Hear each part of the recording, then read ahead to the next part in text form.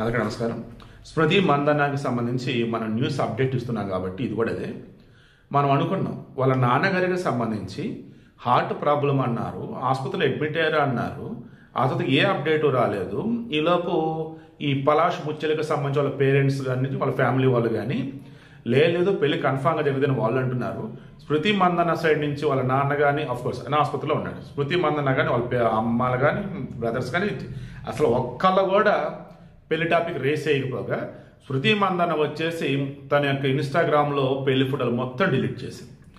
ఆమె పలాష్ కూడా అన్ఫాలో చేసింది అన్నారు, బట్ చేయలేదు. లేటెస్ట్గా బయటపడి ఇంకో మేజర్ అప్డేట్ ఏంటంటే మీలో చాలామంది నాతో సహా ఉన్నటువంటి అనుమానం అక్కడ పెళ్లికి ముందు పలాష్ సంబంధించి మొత్తానికి ఏదో స్మృతి మందన్న ఫ్యామిలీకి తెలిసింది.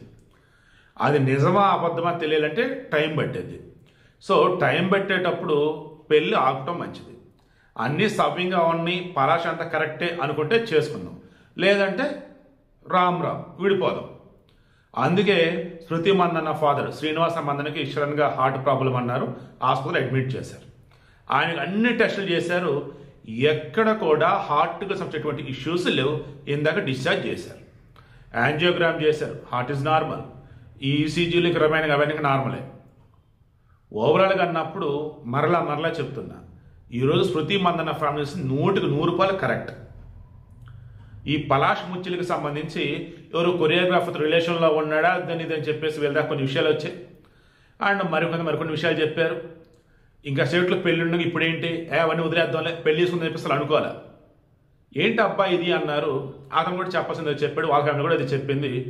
బట్ కరెక్ట్ టైం కాదు, టైం తీసుకుందాం అని చెప్పేసి, మరి టైం ఎలా తీసుకుందాం, మీకు హెల్త్ బాగాలేదు, నువ్వు కాదులే నాకే హెల్త్ బాగాలేదు అని చెప్పేసి ఆయన అడ్మిట్ అయినట్టు నాకైతే అనిపిస్తాను. మరలా చెప్తున్నా, పెళ్లి ముహూర్తం దగ్గరకు వచ్చింది, అందరికీ చెప్పున్నాం, గెస్టులు అందరూ వచ్చారు, ఈ టైంలో లేనిపోయిన అనుమానాలు ఏంటి అని ఎవరు అనుకోకుండా ఏం పర్లా అన్ని క్రాస్ చెక్ చేసుకున్నాక పెళ్లి చేసుకుందాం, ఇది 100 ఏళ్లకు సంబంధించింది అని కనుక అనుకుంటే స్మృతి మందన్న ఫ్యామిలీ చేసిందే చెయ్యాలి.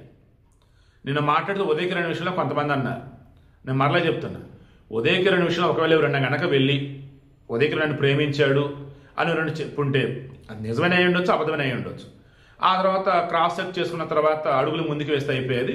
బట్ అన్ని క్రాస్ చెక్ చేసుకున్నాకే మొత్తం క్లారిటీ వచ్చింది. ఉదయకిరణ్ తన పెళ్లి తను చేసుకున్నాడు, చిరంజీవి వాళ్ళ కూతురు పెళ్లి ఆయన వేరే విధంగా చేస్తున్నాడు. సో ఓవరాల్ ఇక్కడ మరలా చెప్తాను చూడండి, ఎక్కడైనా కానీ ఎంగేజ్మెంట్ అయిందిలే ఇక పెళ్లి చేద్దాం, పెళ్లికి ముందు సెక్స్ జరిగింది ఇంకేముంది పెళ్లి చేద్దాం, మైండ్లో కూడా రానివ్వకండి.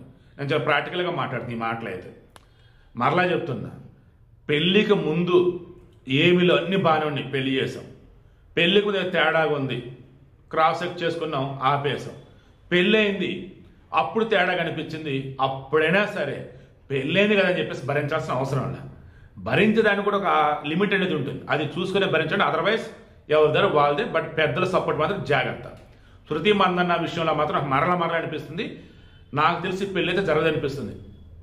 ఒకవేళ జరిగితే అప్పాయివాడు రాసి ఉంది కాబట్టి జరిగిందని అనుకుంటా. స్మృతి మందన్న లైఫ్ అయితే బాగుండాలి మనస్ఫూర్తి కోరుకుంటున్నా. అలాగే పలాష్ ముచ్చలు కూడా బాగుండాలని కోరుకుంటున్నా.